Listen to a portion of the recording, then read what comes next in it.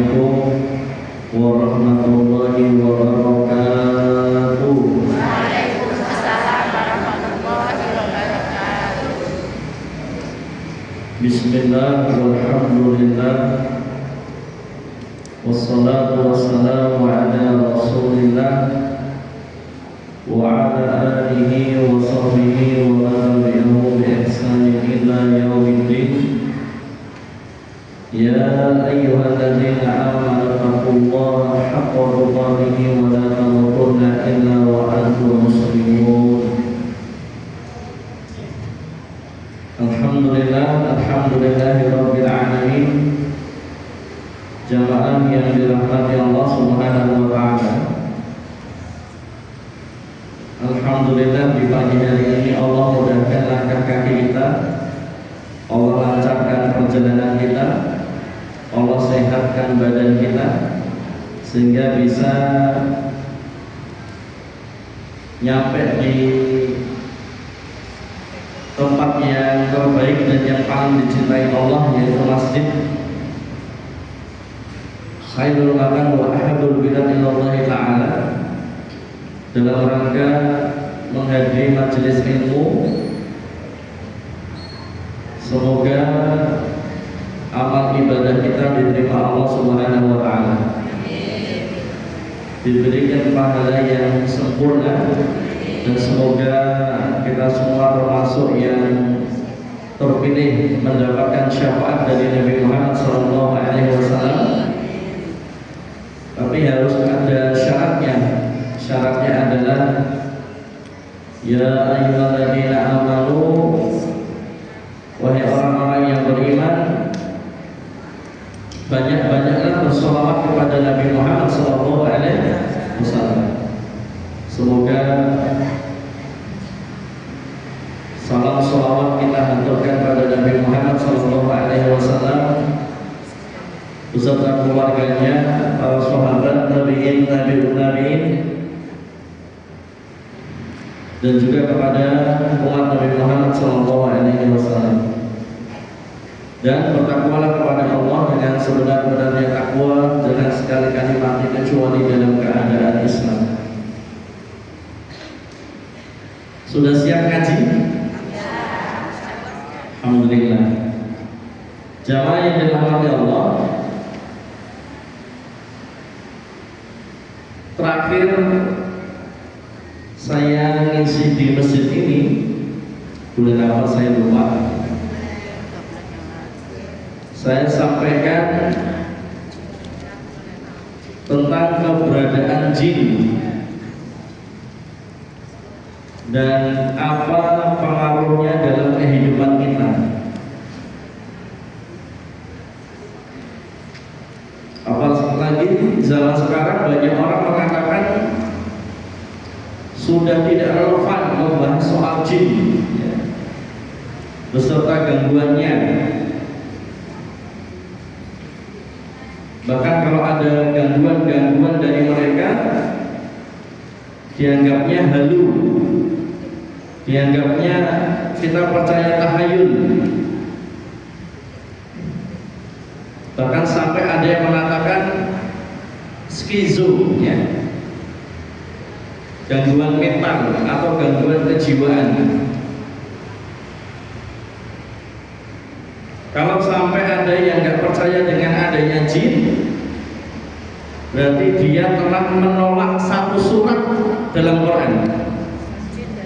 Karena dalam Quran 114 surat itu ada surat yang namanya surat Al-Jin.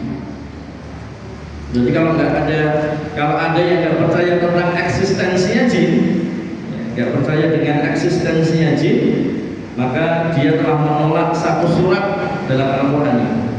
Alhamdulillah. Kemudian dia juga tidak percaya dengan firman-Nya Allah Subhanahu wa taala, "Wa ma khalaqatul jinna wal insa illa liya'budun." Allah ciptakan jin dan manusia.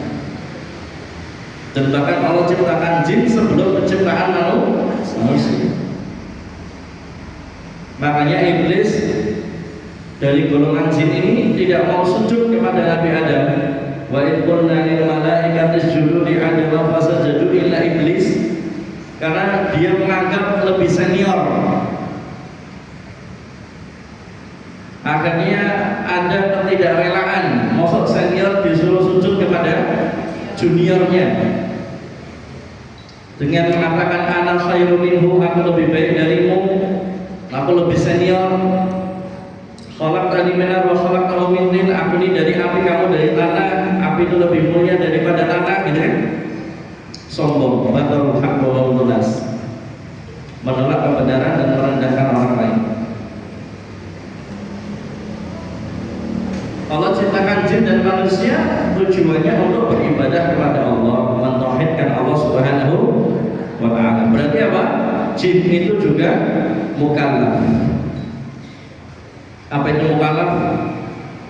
Dia terbebani syariat, ya, dia terbebani syariat. Kalau taat ya dapat pahala, kalau maksiat ya dapat dosa. Nah, jemaah yang dirahmati Allah Subhanahu wa ta'ala, dan bahkan di surah Al-Baqarah di awal, Alif Lam Mim, dzalikal kitabu la raiba fihi hudan lil muttaqin. Al-Qur'an tidak ada keraguan, pasti benar, gak ada yang salah. Inna nahnu nazzalna dzikra wa inna lahu lahafidun, pasti dijaga Allah sampai kiamat nanti, dijaga Allah Subhanahu wa ta'ala, dan merupakan petunjuk bagi orang-orang yang bertakwa. Dan ciri orang yang bertakwa pertama kali Allah sebutkan apa? Alladzina yu'minuna bil ghaib, mengimani yang gaib, beriman pada perkara yang gaib. Apa itu gaib? Tidak terlihat, bukan tidak ada, tidak terlihat, tidak terpanca indera, bukan tidak ada ya. Contoh, yang pernah sekolah di pondok ada nggak? Atau di sekolah-sekolah Islam, ketika ustadz-ustadznya masuk, biasa diawali dengan presensi atau membacakan daftar hadir gitu. Bagi yang ada orangnya di kelas itu, maka akan mengatakan hadir ustadz, ya kan? Atau hadiroh, gitu ya. Berarti orangnya ada di situ dan dia terlihat ada di situ. Tapi kalau dia nggak ada di situ, dia tidak terlihat, maka temannya akan mengatakan gaib ustaz, ya gaib. Kalau perempuan gaibah ustaz. Pertanyaannya, orang yang gaib itu, yang tidak terlihat di kelas itu, apakah nggak ada? Ada, cuma di tempat yang lain. Ustaznya nggak melihat di kelas itu, tapi dia ada di tempat yang lain. Mungkin hari itu dia gaib, tapi besok dia enggak, dia masuk ke kelas itu, yang sehingga dia hadir. Yang sehingga apa? Arti gaib itu tidak terlihat atau tidak terpanca indera. Kalau ada yang mengatakan gaib itu tidak ada, salah. Gaib itu ada, cuma tidak terlihat. Mungkin di tempat yang lain, mungkin di alam yang lain, mungkin di dimensi yang lain. Contoh, jin itu gaib dah. Tapi ada yang orang yang pakai celana jin itu, celananya jin dipakai. Lalu jin mau pakai celana apa?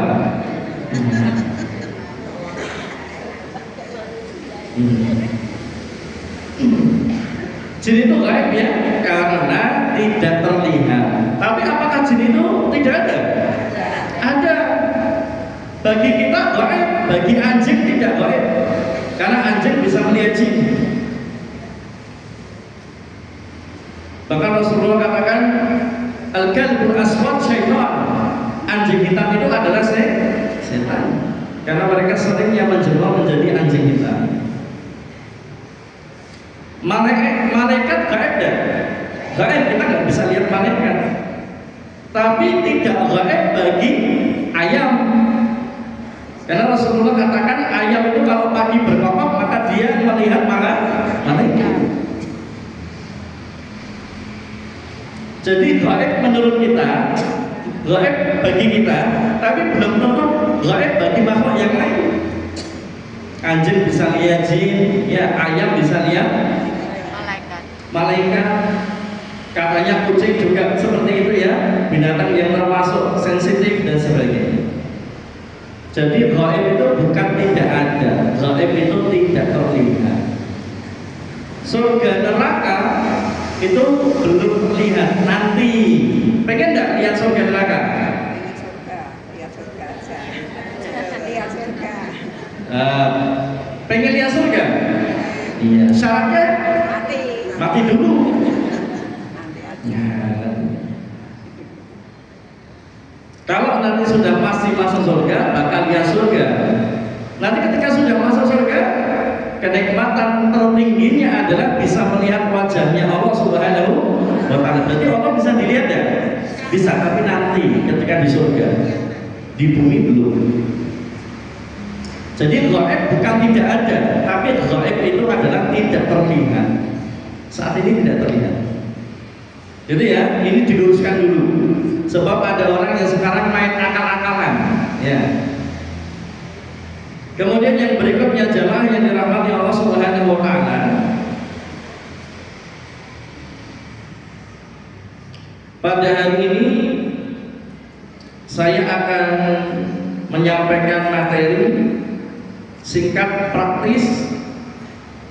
Ojo diomong ke sapa-sapa.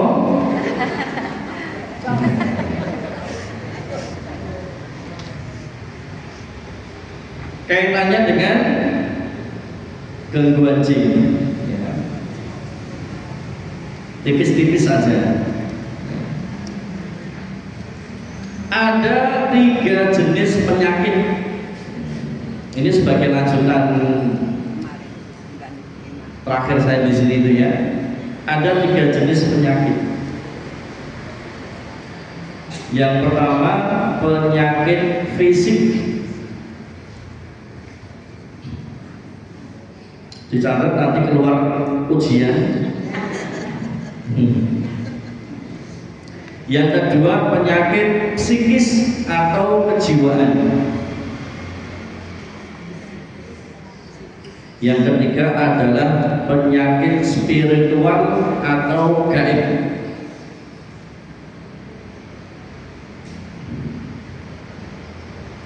Kalau penyakit fisik, silahkan jenengan lihat di rumah sakit itu ya.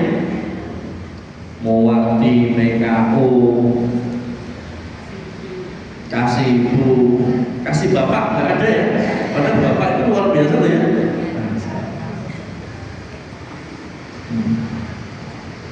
Itu penyakit fisik. Kalau penyakit psikis atau kejiwaan, mana lihatnya? RSJ, psikolog, psikiater, ya. Ya pernah ke RSJ belum? Tuh pernah ya. Oh dinasnya di situ. Nah kemudian kalau penyakit spiritual atau gaib itu ada 3.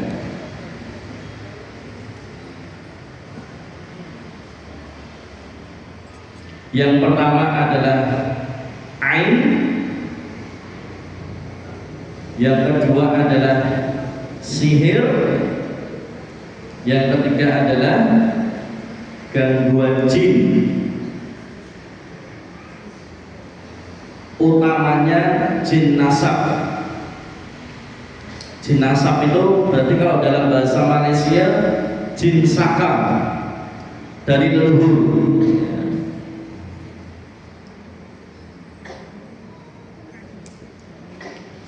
Oke, secara prioritas dari 3 jenis penyakit ini, mana penyakit yang paling urgent, paling berhak untuk diruqyah?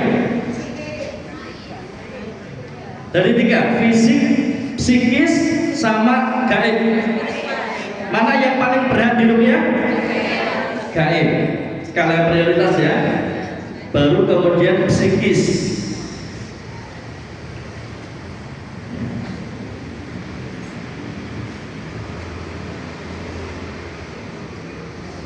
Baru kemudian fisik. Ini skala prioritasnya. Oke, saya ingatkan lagi, apa itu ruqyah? Ruqyah itu kalau orang tua dulu namanya jampi atau suuk. Pernah dengar kata suuk? Pernah ya? Ini barusan ini. Nah, dulu kan ya. Jadi kalau ada anak rewel ya, kalau ada yang sakit itu biasanya dulu rumah sakit belum sebanyak ini, dokter belum sebanyak ini, itu biasanya disuruhke, mungkin pada pak kiainya atau orang pinternya gitu ya. Ruqyah meliputi beberapa hal. Yang pertama, kalimatun mafhumatun masyru'atun tuqallu ala sabili doa fi hadratil marid raja asyifa. Ruqyah meliputi 6 hal. Apa? Oh, kecepatan. Meliputi 6 hal. Saya baleni satu-satu. Yang pertama, kalimatun, kalimat yang dibacakan. Jadi yang namanya ruqyah sing diwaca kuwi kudu cetha, kudu jelas, kudu nyuwara, terdengar oleh telinga kita, terdengar oleh telinga pasiennya. Jadi nek ruqyah jadi batin, itu bukan ruqyah, ilmu kebatinan namanya.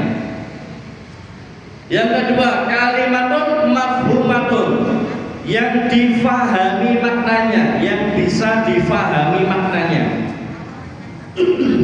yang bisa difahami arti maknanya.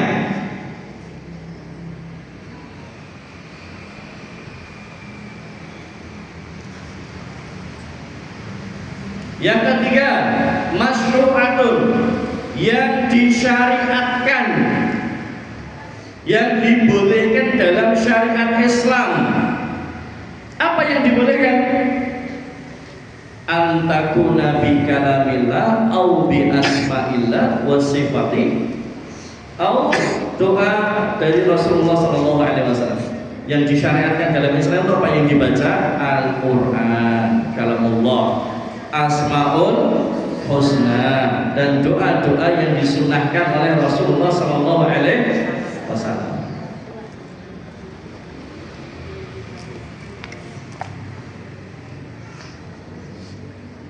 Kemudian masyru'atun tuqalu ala sabili doa, dilafazkan dengan cara berdoa, diucapkan dengan cara berdoa. Fi hadratil marid, di dekatnya orang yang sakit, di hadapannya orang yang sakit, roja asyifa, untuk mengharap kesembuhan dari Allah Subhanahu wa ta'ala. Itu syarat ruqyah, ada 6 hal. Kalau ada ruqyah, kok lo baru 4 sudah? Masya Allah. Oke, 1, kalimat yang dibacakan harus jelas. Yang kedua, kalimatun mafhumatun, apa yang difahami maknanya. Masyru'atun, apa masyru'atun? Yang disyariatkan, yaitu apa? Al-Quran, asma'ul husna, dan doa yang disunahkan Rasulullah. Kemudian yang keempat apa? Tuqalus sabili doa, dilafazkan dengan cara berdoa, ya toh. Tadi loh yang kelima, fi hadratil marid, di hadapan orang yang sakit, Itu 5 di hadapan orang yang sakit. Kemudian yang keenam, roja asyifa, mengharap kesembuhan dari Allah. Sebab apa? Wa idza maritu fa huwa yashfin. Kalau sakit yang bisa menyembuhkan siapa? Allah. Asy-Syafi itu Allah, yang Maha Penyembuh itu Allah. 6 kan? Kalau ada ruqyah kok tidak 6 ini, itu bukan ruqyah syar'i. Ya. Kalau jarak jauh pakainya video call masih bisa. Ya, jarak jauh lewatnya video call masih bisa. Ruqyah ya, 6 hal ini. Baik jamaah yang dirahmati Allah, dari 3 penyakit tadi, fisik, psikis, gaib atau spiritual, mana yang lebih berhak diruqyah? Ya, mulai dari bawah. Skala prioritasnya mulai dari bawah, spiritual dulu, gaibnya dulu. Ya. Lah kemudian psikis dan fisik, selain diruqyah, dia juga harus berkolaborasi dengan ahlinya. Kalau psikis ya ke psikolog atau ke psikiater, kalau fisik ya ke dokter. Maka jamaah yang dirahmati Allah Subhanahu wa taala, jangan salah paham. Ruqyah itu bukan pengganti pengobatan dokter, bukan. Ruqyah itu bukan pengganti pengobatan medis, bukan. Tetapi apa? Hendaknya bisa berkolaborasi, bisa bekerja sama, bisa bersinergi, bisa berintegrasi itu.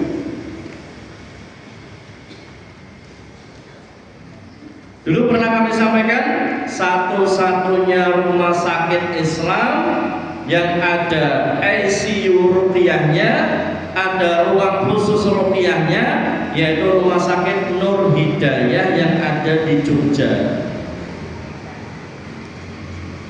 Itu namanya berkolaborasi, itu namanya bersinergi, itu namanya berintegrasi. Sebab zaman sekarang tadi satu akal-akalan, wah percaya gaib jadul, tahayul, gitu kan? Akal-akalan yang kedua apa? Akal-akalan yang kedua, sekarang kalau sakit ya ke dokter, ngapain ruqyah-ruqyah? Zaman sekarang itu Bu, kita sedang diarahkan pada apa? Kita sedang diarahkan pada segala sesuatu yang rasional, pada segala sesuatu yang masuk akal. Ya kan? Padahal perkara gaib itu apa? Perkara gaib itu ya ada yang tidak masuk akal, ada yang tidak bisa dirasionalkan, nggak bisa. Loh, kalau segala sesuatu bisa kita rasionalkan, ngalahin Gusti Allah ya. Tetap ada sesuatu yang nggak masuk akal, itu pasti. Yang tahu hanya siapa? Allah Subhanahu wa ta'ala. Kita hanya tahunya sebagaimana yang disampaikan Allah dan Rasulnya. Jadi kalau sesuatu itu nggak masuk akal, selama itu disampaikan Allah dan Rasulnya, kita harus iman. Contoh Isra Mi'raj, masuk akal nggak? Ya masuk akal kan? Apa berani orang mengatakan kalau percaya Isra Mi'raj itu berarti tahayul, dia percaya tahayul, apakah itu? Enggak. Memang ada beberapa perkara yang memang nggak rasional, nggak masuk akal, hanya diketahui oleh ilmunya Allah Subhanahu wa ta'ala. Maka bagi kita orang beriman, kalaupun nggak masuk akal, nggak masuk nalar, asalkan disampaikan Allah dan Rasulnya, maka kita cukup mengimani. Selesai.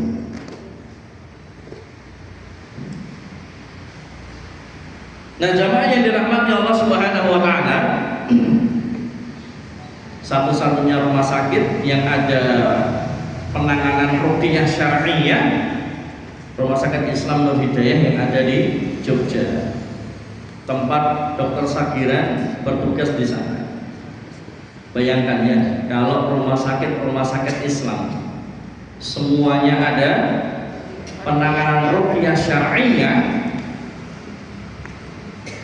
luar biasa. Dan bahkan rumah sakit jiwa itu ketika kemudian ada penanganan ruqyah syar'iyyah, luar biasa. Maka dulu kami sampaikan, kenapa rumah sakit Nur Hidayah ini ada ruqyahnya, berawal dari menangani satu pasien yang namanya Bu Supiati. Ada di sini Bu Supiati? Yang di dalam badannya terdapat ratusan paku, mulai dari paku yang pendek sampai paku 15 cm, dan itu tersebar di badannya, nggak masuk akal. Dia kelihatan kalau cuma di area perut dan usus bisa jadi dia makan benda asing, tapi kalau tersebar kaki, tangan, ya, di kepala, nggak masuk akal. Sedangkan tidak ada bekas memasukkan paku itu. Tapi dokter Sagiran karena dokter, ya udah, beliau spesialis bedah, dibedah aja. Pakunya keluarin satu-satu gitu ya. Kemudian nanti diperban, Bu, nanti kontrol lagi ya ke sini ya. Begitu kontrol, pakunya ada lagi. Sampai pada akhirnya seorang dokter Sagiran ini harus kemudian menundukkan. Baru kemudian apa? Harus mempercayai bahwasanya ada yang namanya penyakit gaib, yaitu sihir, yang sudah Allah sampaikan di banyak ayatnya. Al-Baqarah 102, kemudian kisahnya Nabi Musa, kemudian surah Al-Falaq dan surah An-Nas yang menjadi asbabun nuzulnya ketika Nabi Muhammad kena sihir kan. Ummul Mukminin Aisyah juga pernah kena sihir. Pakunya sampai sekarang dikoleksi sama dokter Sagiran. Beliau nyimpen paku-pakunya sampai sekarang, itu nyimpen paku-pakunya. Dibedah, keluarin ada lagi, bedah, keluarin ada lagi, sampai kemudian akal ini harus tunduk. Akal ini harus tunduk pada wahyu. Ada penyakit gaib. Akhirnya apa? Dokter Sagiran kumpulkan kerohanian, orang-orang kerohanian di rumah sakit itu, dilatih, diajari mereka ruqyah syar'iyyah, dan kemudian Bu Supiati ini masukkan ke ruangan khusus, kemudian beliau diruqyah 24 jam. Apa yang terjadi? Tanpa bedah, paku itu keluar dengan sendirinya. Paku itu loncat-loncat, mencolot-mencolot keluar dari kulitnya, dan paku 15 cm itu keluar dari mulutnya. Bayangkan, muntah paku 15 cm tanpa bedah, pakunya mencolot sendiri keluar. Dan sekarang Bu Supiati masih hidup, beliau sekarang sehat walafiat. Kemudian dokter Sagiran tuliskan buku yang namanya Bu Supiati Wanita Paku. Bukunya ada, cek di Google, bukunya ada. Dan pakunya sekarang dikoleksi. Bu Supiati Wanita Paku. Supi. Iya, Bu Supiati Wanita Paku. Bukunya ada. Gak masuk akal, tapi ada. Gak masuk akal, tapi nyata. Gak masuk akal, tapi fakta. Yang alami seorang dokter spesialis sendiri.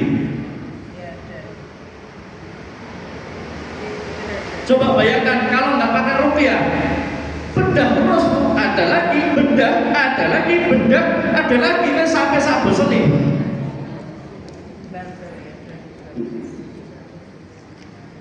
Tapi ketika di ruqyah selesai masalahnya, sembuh, sehat, dan itu menjadi pelajaran kita semuanya. Akhirnya mata kita jadi terbuka. Ternyata penyakit gaib itu ada. Itu baru satu contoh. Itu baru satu contoh. Nah, jamaah yang dirahmati Allah Subhanahu wa taala, ada nggak? Udah nunggu Bu Kris? Udah kan? Nah, bukunya ada kan? Bukunya ada. Cek itu. Pakunya juga ada di koleksi. Iya, Bu Supiati Wanita Paku. Ini apa? Sekaligus membungkam tuh orang-orang yang mengatakan wah itu tahayul, itu jadul, wah kamu kuno ini kalau percaya kayak gitu loh. Nah, ini yang alami langsung dokter spesialis. Kalau peruqyah yang ngomong mungkin diprotes kan ya. Kalau kan peruqyah yang enggak, ini yang ngomong dokter spesialis berbeda. Beliau penulis buku-buku bestseller. Nah, jamaah yang dirahmati Allah Subhanahu wa taala. Oke, tadi penyakit gaib ada berapa? 3. Ain, sihir, gangguan jin nasab. Ain ada 3. Ain ada 4. Ya, ain ada 4. Saya nggak bisa sampaikan detail karena kapan-kapan lah ya, ben diundang meneh no. Waktunya nggak cukup masalahnya.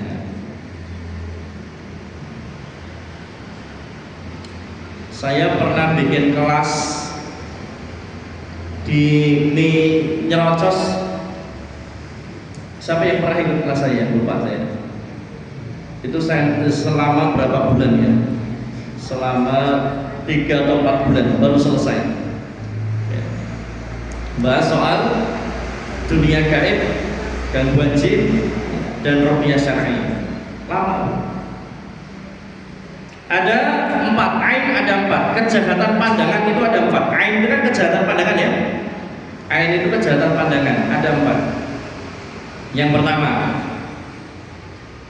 ain karena kekaguman. Dia kagum, takjub melihat sesuatu tapi tidak mendoakan keberkahan. Maka kita disunahkan kalau melihat sesuatu yang mengagumkan, menakjubkan, masya Allah, tabarakallah. Yang kedua, tadi kekaguman pada orang lain, kan ini ya. Yang kedua adalah kekaguman terhadap diri sendiri.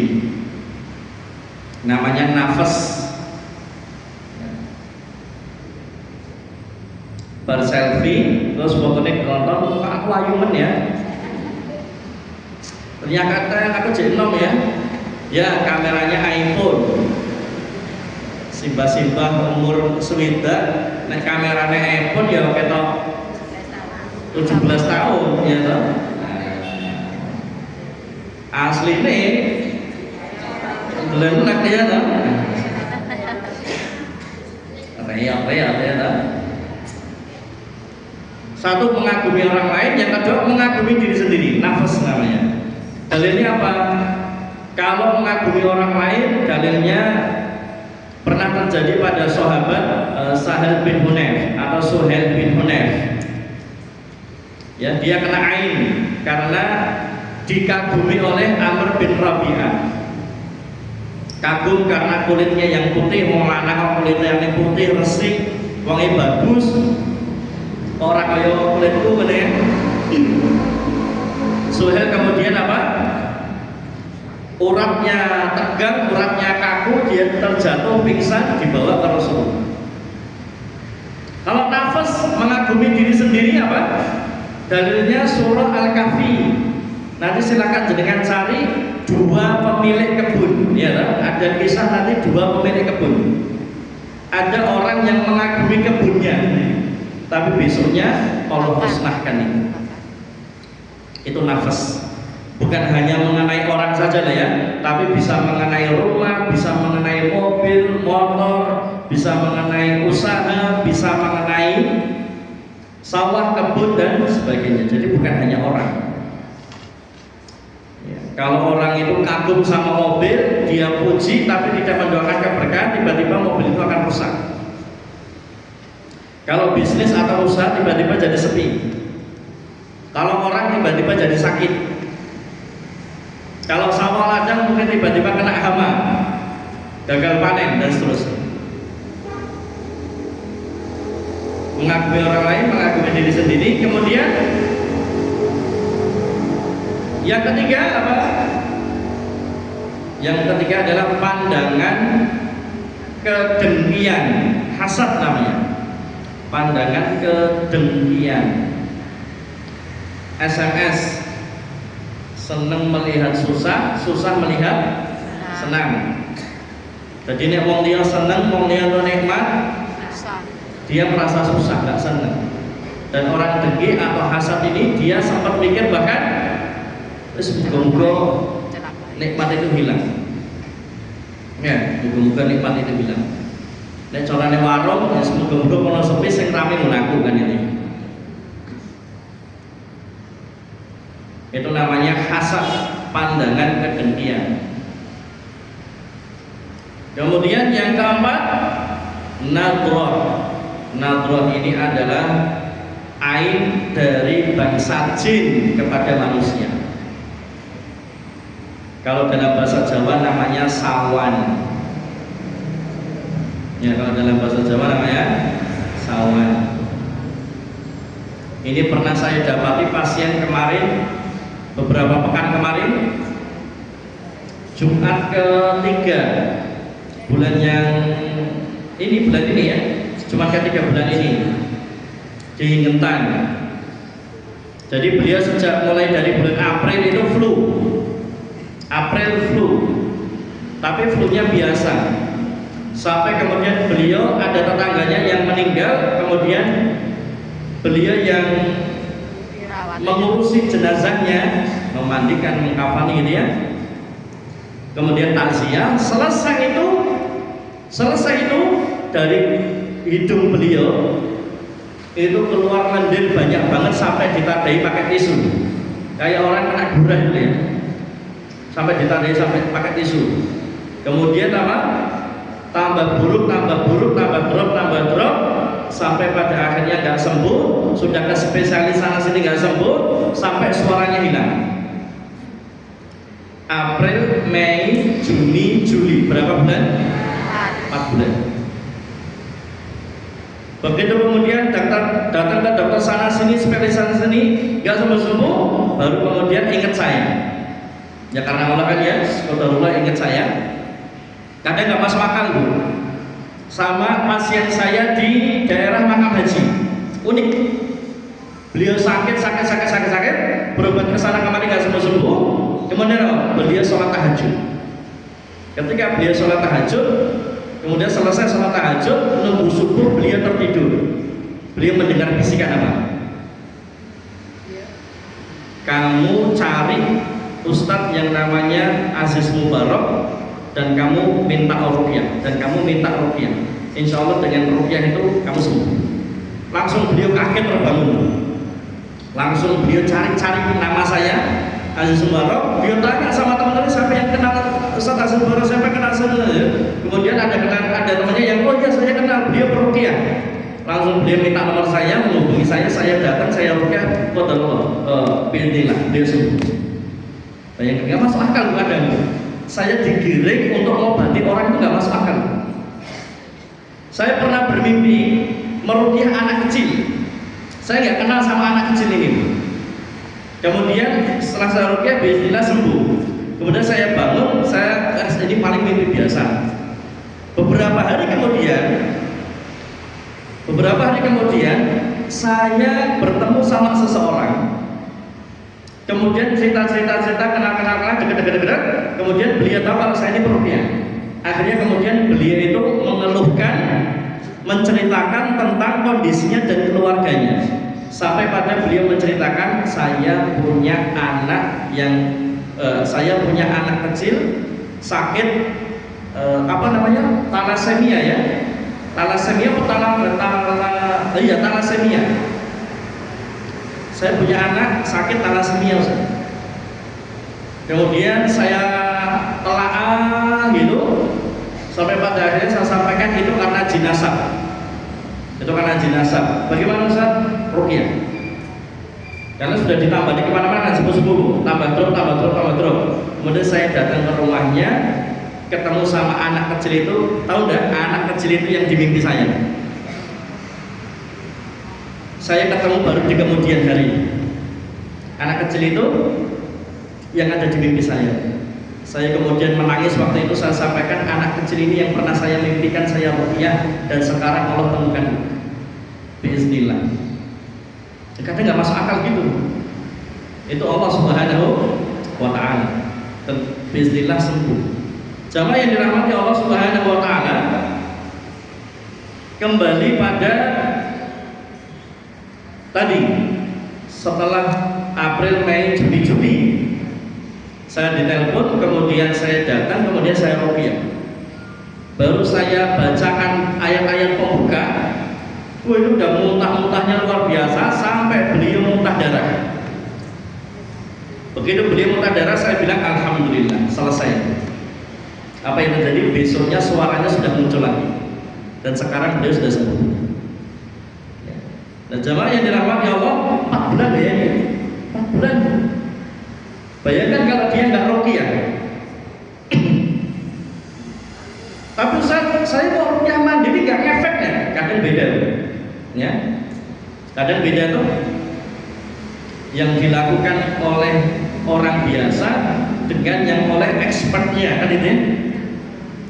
Kadang beda, kadang ya, kadang tidak semuanya. Kadang ada yang bisa juga.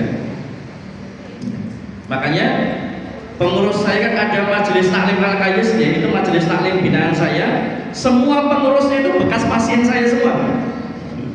Yang ngurusi majelis taklim Al-Kayis itu, pengurusnya itu, panitia itu, semuanya pernah saya ruqyah. Ini mantan-mantan pasien saya yang pernah saya ruqyah atau yang pernah saya ajari ruqyah. Sekarang enak saja kalau mereka mengalami hal-hal yang nggak masuk akal, tinggal mereka ruqyah mandiri saja, karena sudah belajar, sudah bisa, kemudian dibiasakan, akhirnya kemudian mereka juga bisa dengan sendirinya. Walaupun belum berani meruqyah orang lain, tapi setidaknya meruqyah diri sendiri dan keluarganya. Nanti kalau ada gangguan yang berat-berat, udah, aja konsultasi saja yang turun tangan, ini kita wes berat, ya saya tidak mampu ya, nanti kita bantu. Makanya saya juga ini apa namanya rencana mau bikin kelas ya, karena bisa jadi bisnisnya, karirnya redup gitu ya, kemudian buka tapi terlihat tutup, tiba-tiba jadi sepi ya, kemudian kok susah larisnya dan sebagainya, hubungan kepenak panas ya, banyak gangguan, bisa jadi itu karena ain atau bisa jadi karena sihir. Maka saya rencana mau buka kelas khusus untuk ruqyah bisnis dan tempat usaha, khusus ruqyah bisnis, tempat usaha dan rumah, hanya untuk satu kelas 15 orang, maksimal 15 orang. Nanti ada angkatan kedua, angkatan ketiga dan berikutnya. Jadi kalau jenengan kepengen ikut nanti bisa menghubungi saya. Oke, lanjut jamaah yang dirahmati Allah Subhanahu wa Ta'ala.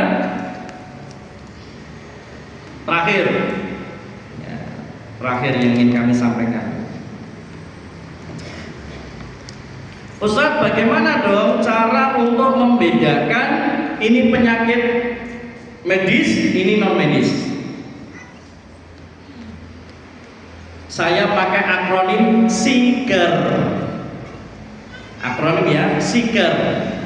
Coba dimongke sama-sama lagi ya. Aja tok ya. Aja iki omong gede kan besti loh. SIGER, apa itu SIGER? SIGER, sikap,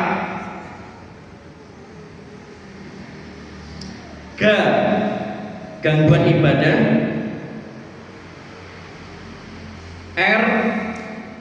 riwayat klinik. Untuk membedakan mana penyakit medis, mana bukan. Sikap, ada perubahan sifat, ada perubahan karakter, dan itu secara mendadak. Dari yang awalnya ceria jadi murung, dari yang awalnya cinta jadi benci,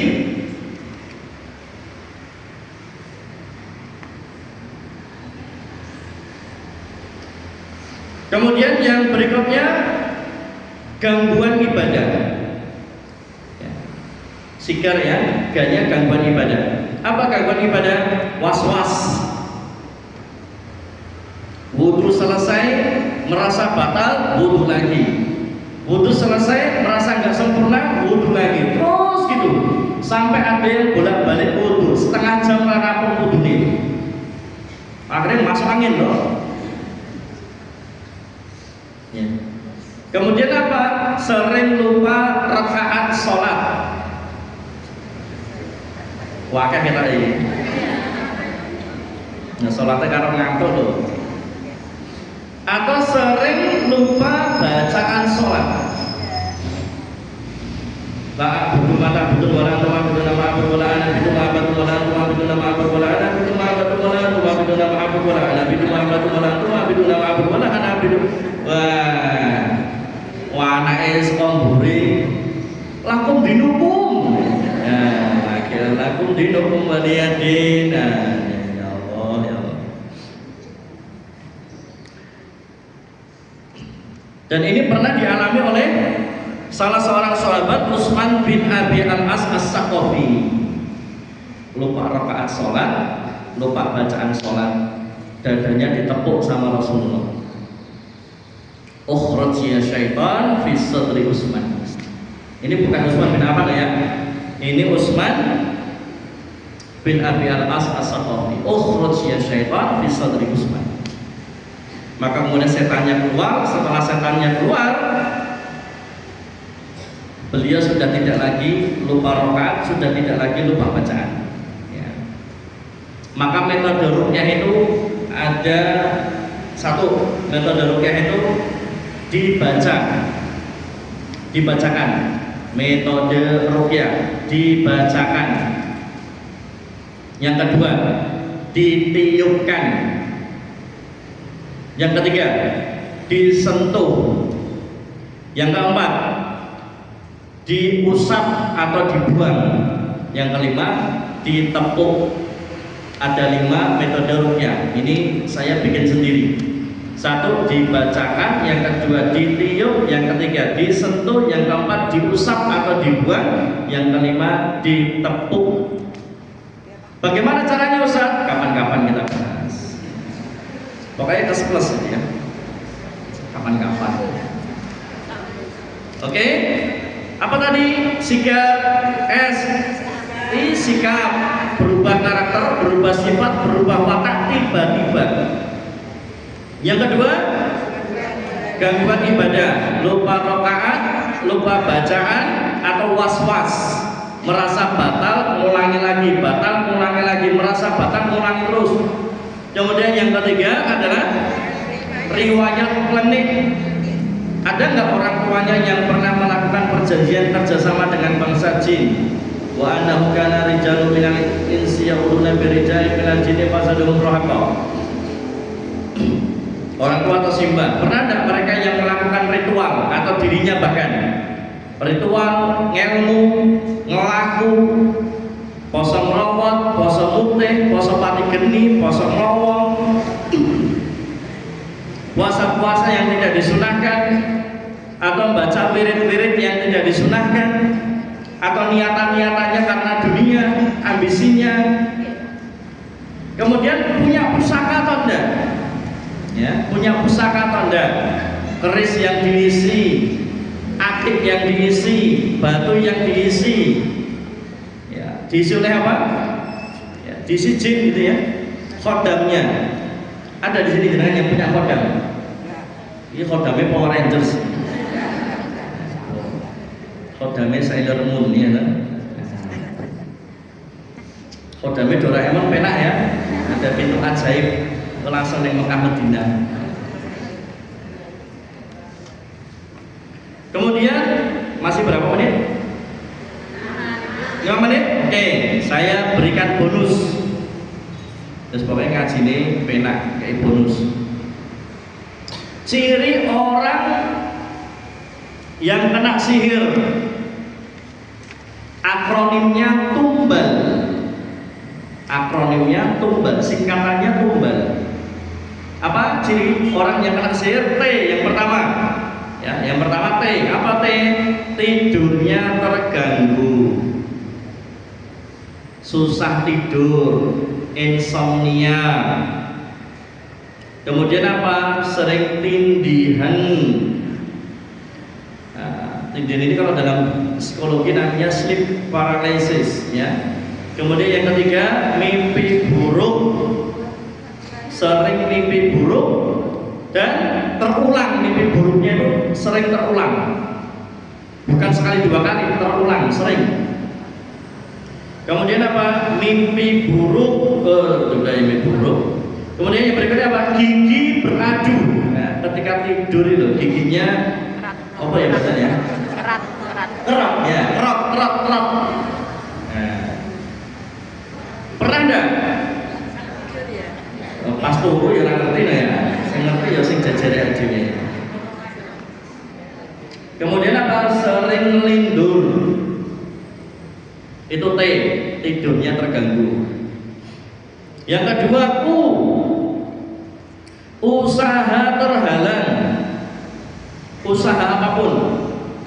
Usaha cari jodoh, usaha bisnis atau dagang, juga apa usaha punya anak ini ya, terhalang, susah.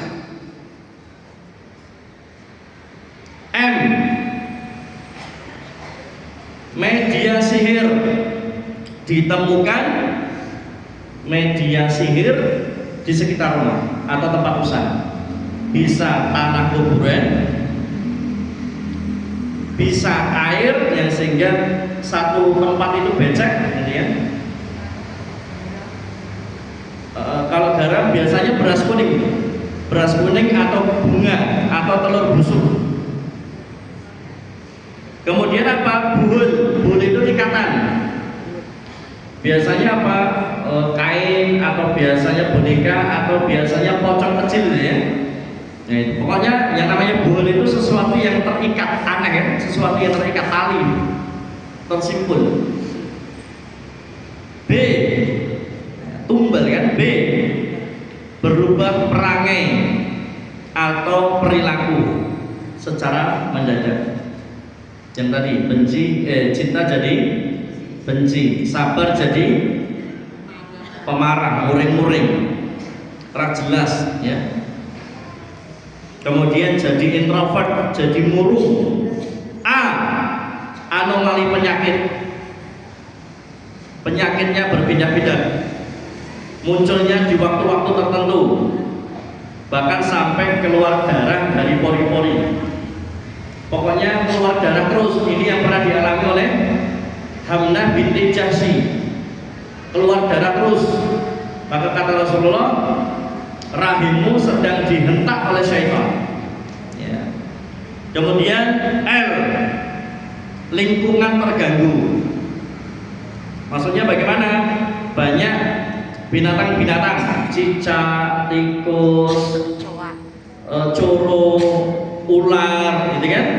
Terdengar kelabang, terdengar letusan di atap atau pasir yang ditaburkan, atau letusan. Kemudian seperti ada yang gedor-gedor pintu, tapi setelah diparani nggak ada. Ini tumbal ya. Kemudian ciri orang yang kena ain, ada 6 juga. Nggak reaksi mata-mata gitu ya. Jeruknya berarti ya. 1,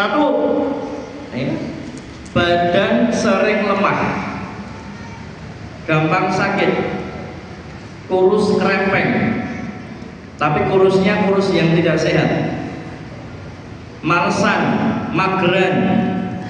Ini pernah dialami oleh anak-anaknya Asma binti Umair. Asma ini istri Ja'far bin Abi Thalib. Anaknya kurus-kurus, kata Rasulullah, anakmu kena ain di ruqyah. Ya, anakmu kena ain di ruqyah. Kemudian yang kedua, urat sering kaku dan kejang, kram kaki, kaku di area tengkuk, sering cengeng. Waduh, kabeh ya. Ini yang dialami Sahal bin Hunayf. Makanya nanti dikembalikan ke SGR, ya sigar tadi loh ya. Ada gangguan ibadah enggak? Ada perubahan perangai enggak? Kan itu ya. Ada riwayat enggak? Kalau ada, itu berarti kemungkinan gangguan isi. Yang pertama, yang berikutnya ya.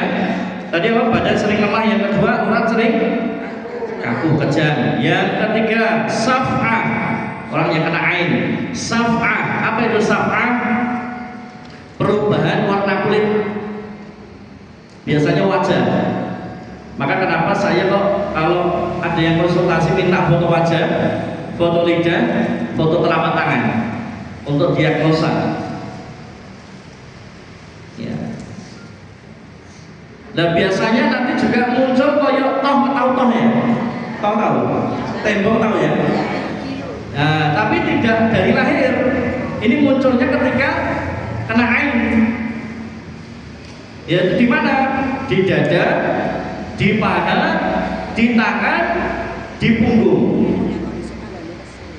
Warnanya apa Ustaz? Kata Ibnu Abbas, warnanya kekuningan atau kemerahan atau kehitaman. Itu warna safahnya. Lainnya sawah kulitnya ireng deh. Ikat lahir ya toh. Kayak aku ini ya. Kemudian yang keempat, susah mendadak. Susah mendadak. Ya, barang baru cepat rusak setelah dipuji orang. Kemudian terjadi kecelakaan tanpa ada sebab atau kerusakan tanpa sebab, ya terjadi kecelakaan.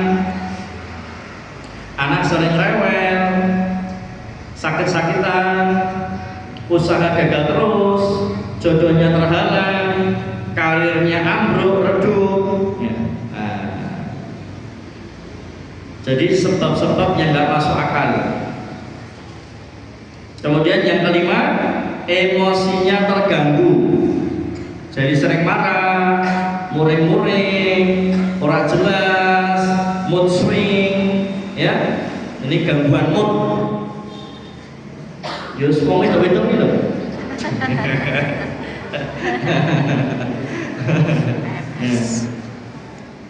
Emosinya nggak stabil. Yang terakhir, yang keenam, termoregulasi. Apa termoregulasi? Orang yang kena ain, dia akan merasakan panas di tengkuk dan punggung. Ya, panas di tengkuk dan punggung. Kemeringet kok di area tengkuk sama punggung saja.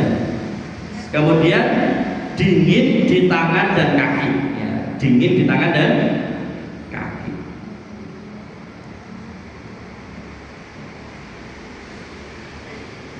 Pak Ustadz, untuk memastikan minimal harus ada 4 syarat terpenuhi.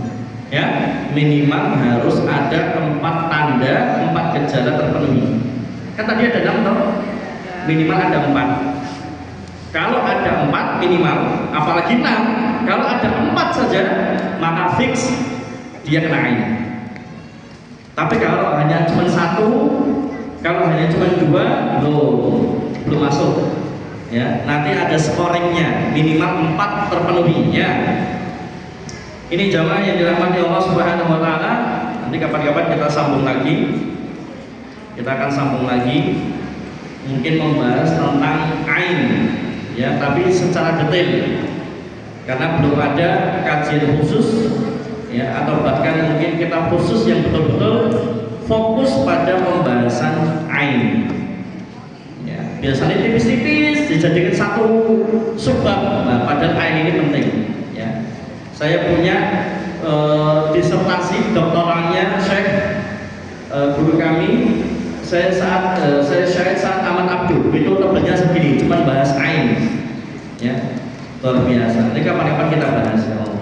Yang panjenengan punya usaha, punya bisnis, punya tempat usaha, punya rumah yang sekiranya auranya negatif atau tertutup, atau kemudian ada kejanggalan, ada keanehan, kepingin tambah berkah, kepingin tambah melimpah rezekinya, kepingin tambah laris dan sebagainya, silahkan nanti bisa ikut kelas kami. Satu angkatan hanya 15 orang saja, terbatas insya Allah. Kurang lebihnya mohon dimaafkan. Nanti WA saya sudah catat dulu ya. Nah, silahkan nanti bisa kita berukhuwah di situ. Subhanallah wa bihamdika, asyhadu an la ilaha illa anta, astaghfiruka wa atubu ilaik. Akhiru da'wana alhamdulillahi rabbil alamin. Assalamualaikum warahmatullahi wabarakatuh.